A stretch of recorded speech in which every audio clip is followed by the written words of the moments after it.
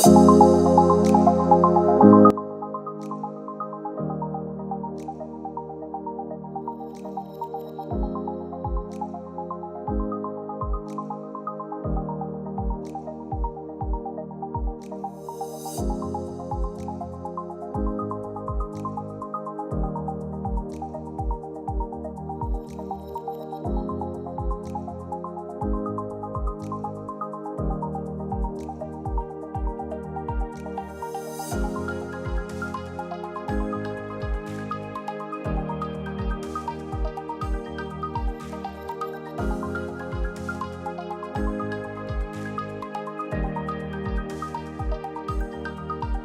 everyone. We are back for another Neolth Ask the Experts live stream event. I'm Dr. Catherine Grill. I'm here with Dr. Claire Wheeler, my colleague, and I'm really excited to talk about the topic that you all voted for in the Neolth app, which is parents and career path and navigating that balance and sometimes stress and uncertainty of the future. So it's going to be a great topic. I think we're just going to dive into it today and can talk more about it in the future. But Dr. Wheeler, thank you for being here today to talk about this. Can you introduce yourself and introduce the topic a little bit? Hi, glad to be back. Thank you so much, Dr. Grill, for introducing me. I'm Claire Wheeler. I am the Chief Medical Officer at Neolth. I'm also a professor of public health here in Portland, Oregon, and a psychologist. And this is a topic that is pretty relevant now, I suppose, because the school year is ending. So I'm glad that we're discussing it as well. And so even though this is an exciting time where a lot of good things might be happening, it's also a time where there's a lot of transition and many expectations. So I'm glad that we that you all chose this topic for this month. Absolutely, it's good timing, but it's the end of the school year, right? We're in May now, and a lot of people are graduating, whether it's from high school or college or even grad school, and they're just thinking about what's next. So it's exciting, but there are some transitions, and I was wondering if you could talk us through what are some of the challenging aspects that recent grads might be facing, just so people can prepare themselves and also know that they're not alone in those challenges. Indeed. Now is a time, obviously, if you are headed to college, that's all been figured out. You've got your acceptance and everything, or leaving high school or going on to another thing. And then some people are taking gap years and other types of experiences. So really, even if you're not finishing, if you're going to start a senior year or you're still going to be in school, some friends might be leaving or siblings. So really a lot of shifting going on right now. A lot of it is happy, but a lot of it can also be fraught. So I think the first thing to do is to really take this as a reminder to enjoy the moment while you can, to enjoy what's going on in the present. It seems that we really embrace the status quo in the moments when it's about to shift. And we forget to embrace what we have and the life that we're already living while we're still living it. And so that's part of mindfulness. And that's something that we talk about a lot here at Neolth, is just simply noticing all of the things that you have available to you and just reveling in the good parts. So, that's part of it. But then, of course, there's always the uncertainty and the change that's happening. And again, also some loss. I graduated from high school almost 50 years ago, believe it or not. And I still remember that summer. I still remember the thrill of getting my diploma and everything else. And so the sense of pride and accomplishment is great. But a lot of that can also come with questions like, what are you going to do next? Where are you going? What are your plans? How, what career do you have in mind? And this, especially if you're still a teenager, these are big questions that honestly, I don't think any teenager should be expected to answer. So to begin with, to simply bask in your accomplishments at this point, and then just really kind of get yourself prepared for a couple of months of things changing and then needing to adjust to a whole new situation, perhaps by the time fall rolls around.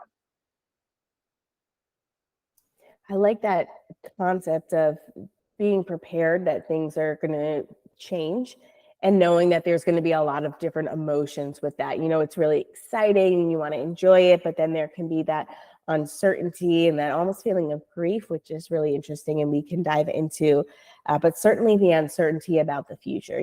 Sometimes things feel like, you graduate and it should all be planned out from there and everything's all arranged and then life is just easy. That's something I hear from students a lot.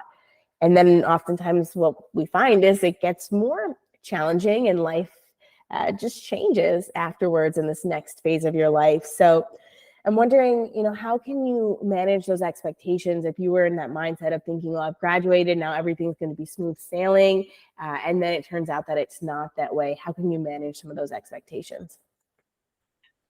Yeah, that's important because first of all, I think it's super important to differentiate between your hopes and dreams and ideals for yourself versus those that other people have for you. And of course, as I have 3 kids who've gone through college and some even grad school, so I know what it's like to have this expectation and this sense that you've really invested a lot of time and energy into helping your child succeed. But of course, parents might have different thoughts about what that means than kids do. And the other thing to really understand is that the job market and the world that young people are walking into now, whether you're graduating from high school, college, or grad school, is very, very different from the one that people in my generation and slightly younger did, that your parents did.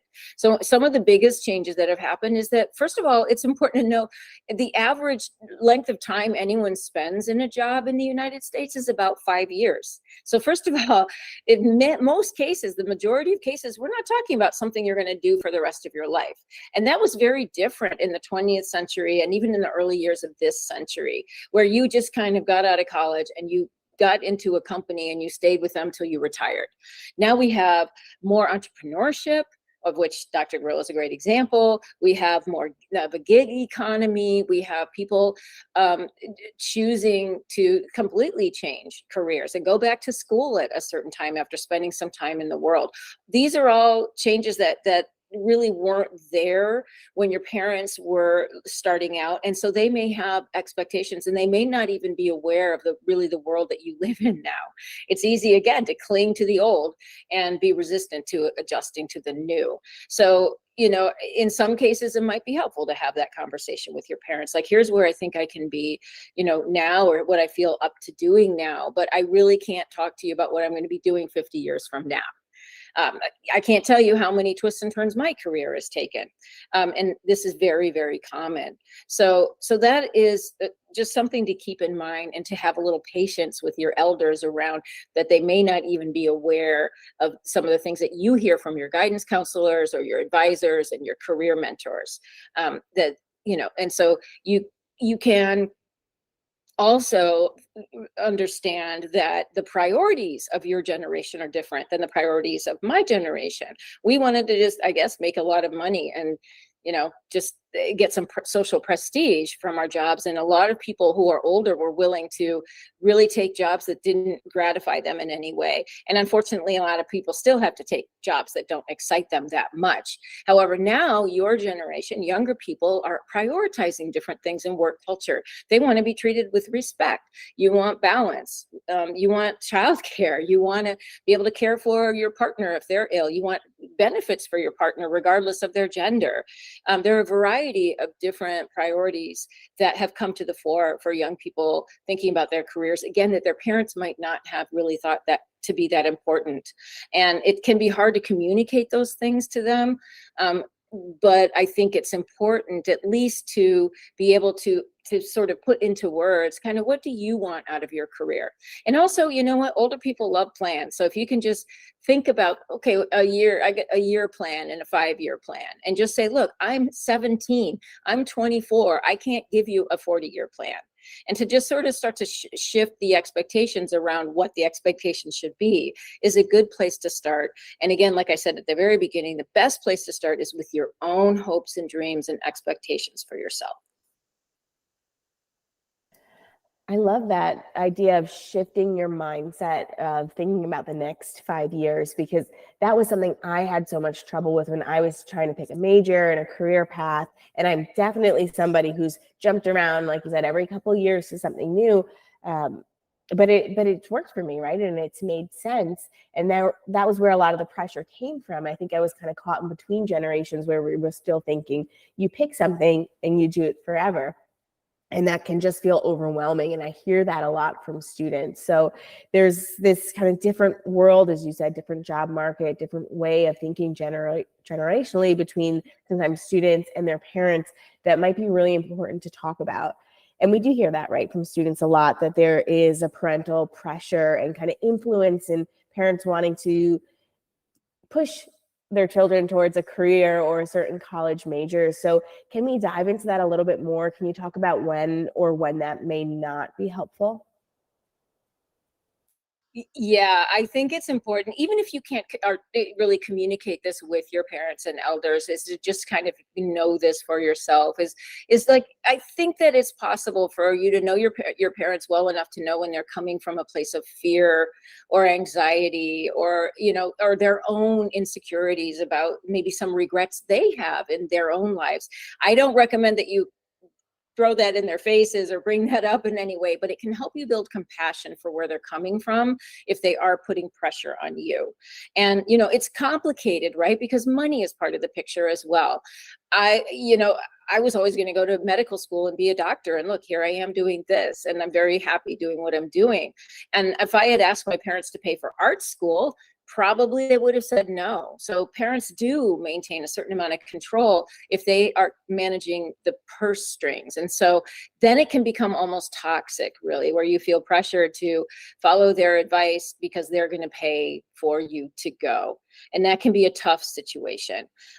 What I would say about that really is, once you get to college, you start to see a lot of different options for yourself, and you'll have a lot of other, this is for people going into college, a lot of other voices that are going to advocate for you and going to provide you with more information. So I would say information is really something that will help you. So just going on to Google or doing searches about this, exploring different career paths.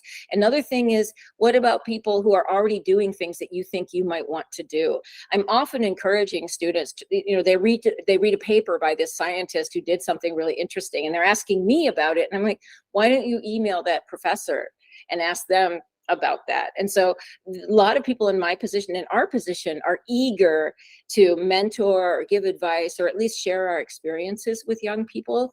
And so it doesn't hurt to ask, to simply say, hey, I'm thinking about a career, like maybe a lot of students say to me, do I want to be a physician, or do I want to be a physician's assistant or a nurse? And sometimes it's really that, like, you have an idea of an area you want to go into, and maybe parents are pushing hard for that MD, but maybe, if you're interested in healthcare, you can find another career, and maybe get some backing from your guidance counselor or your advisor or someone else who is a professional in this area and advising people about their careers. And remember, your parents, for most people, your parent is not a professional career advisor, so they won't have all that information available. And so that's another way to counter some of the pressure that might feel toxic.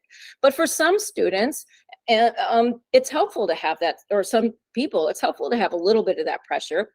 And if you have parents who are amenable to such things, you can have a negotiation with them and say, look, I get where you're coming from. I get what you want for me. I know you want only the best for me, but I'm feeling pressure. And here's what would work better for me and what would help me make this transition or make these decisions. And maybe ask for them to be a little more collaborative with you, and just sort of see where that goes. And that might be a brand new way of being with your elders, but it could lead to the adult healthy relationship you're going to have with them eventually when you're, quote unquote, all grown up. I like that, thinking about it as a negotiation. That's a good way to put it. I think those are tough conversations, but important conversations to have with your parents.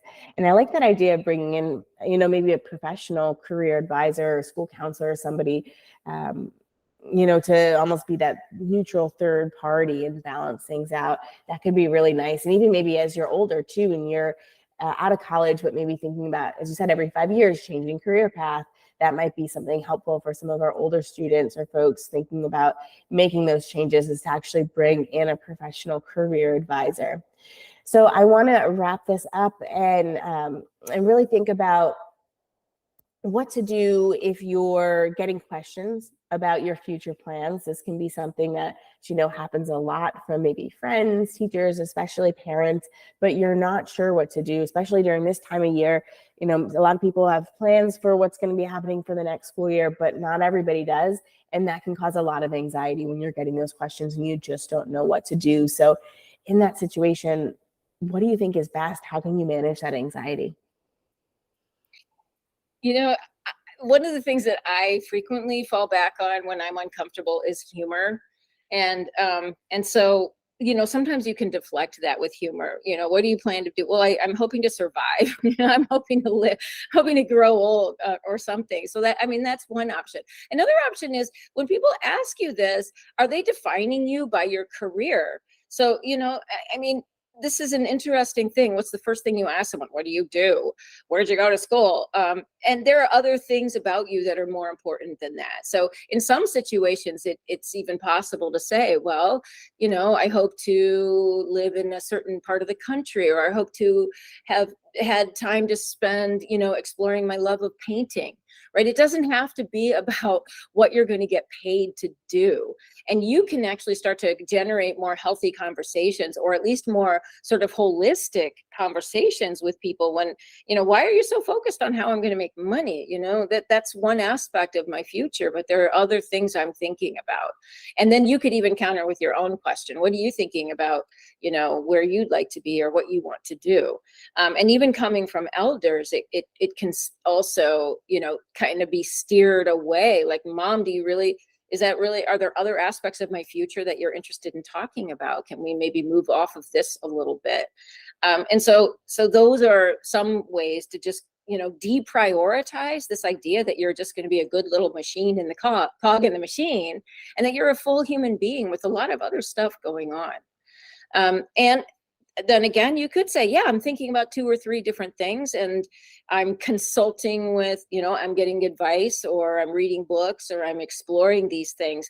And that way, when you're using that word exploring or learning or consulting, it diffuses this idea that you have a plan all set up and ready to go. And that's a pretty legit answer, whether it's true or not, but it often will help people kind of back off a little bit from expecting a solid yes or no from you. And most of all, in these conversations, when you start to feel pressure, fall back on some of your skills that we have on Neolth, that we teach about breathing, about self-compassion, and about standing your ground and holding your place. And you are fine whether you know what you're going to be doing 20 years from now or not, because you know what? Nobody knows what they're doing 20 years from now. So true. So true. I have no idea.